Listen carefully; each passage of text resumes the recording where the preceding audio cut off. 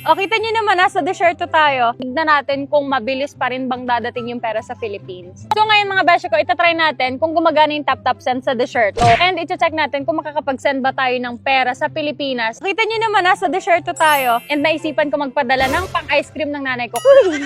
Ngayon guys, itatry natin. 1,000. 63.49. O, at syempre, dahil nga, kung first time user ka, at talaga naman ngayon mo lang narinig yung ganitong apinitan, di ka na mahahassle, pwede mo ba rin gamitin yung promo code. Guys, kapag ginamit nyo tong Rochelle in Dubai, may extra 380 pesos ka. O, di ba? San ka pa? Di ka pa nainitan, may extra ka pa. And go natin, click, and hanapin natin yung pangalan ng nanay ko, Leonora. Verify natin yung details, and pay with card.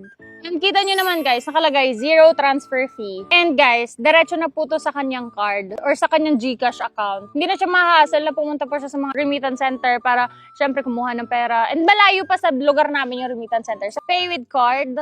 Okay, there you go. 10, 9, 8. There you go!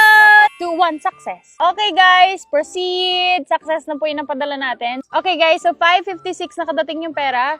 Time check, it's 5:56 PM. Saan ka pa? Gamitin mo na yung tap-tap send. Bye-bye!